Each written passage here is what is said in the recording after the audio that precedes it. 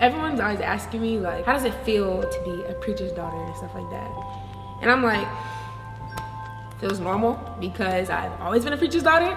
Or at least I feel like I've always been a preacher's daughter, just because I'm so used to him stopping in the middle of the street, talking to a homeless person, or like me sitting in the car waiting for him for however long. No shade.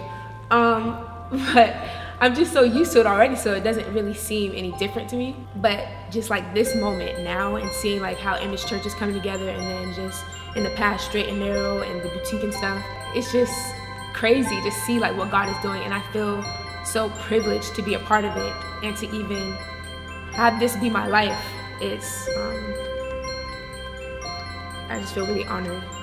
Like, I've learned so much from you, and you've taught me so much, and you taught me how to be fearless and faithful, which is really hard for me, but I feel like I'm so many steps ahead of people because of you and what you've like instilled in me. And so with that being said, happy ordination or whatever and whatnot.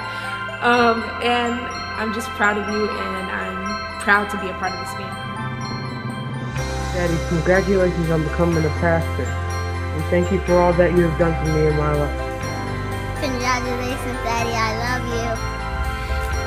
you. Yay, Daddy! I love you. Congratulations, Daddy. I love you.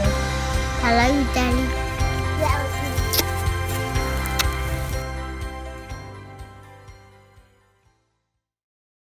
When I met him, he was in the mall in Orlando with a group of guys, and that trend never ceased. Our dates consisted of us going to different friends' houses because he has what seems like a million friends. I can't even keep up with the names. And it's a gift of love and compassion for people, and I don't know anybody like him.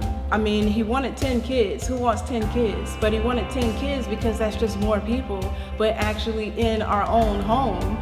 And another thing about him is that he always speaks truth. He's always giving wisdom or giving encouragement or just telling you what you really need to know. And I'm sure other people would say the same thing. And he's really good at interviews because he can kind of impromptu speak, which I definitely can't do. We've done everything from music business to women's apparel business.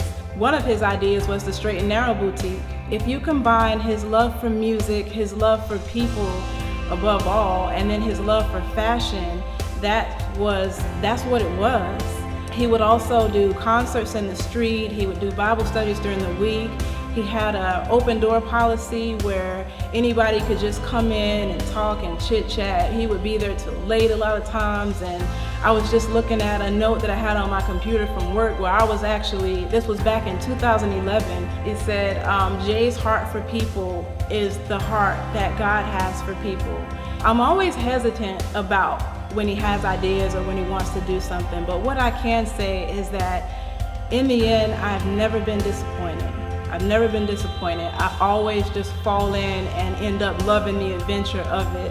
What I want to say to Jay, thank you for being the man that God has made you to be. You've impacted so many people's lives, including my own. You've taught me how to love people. You've taught me how to have integrity.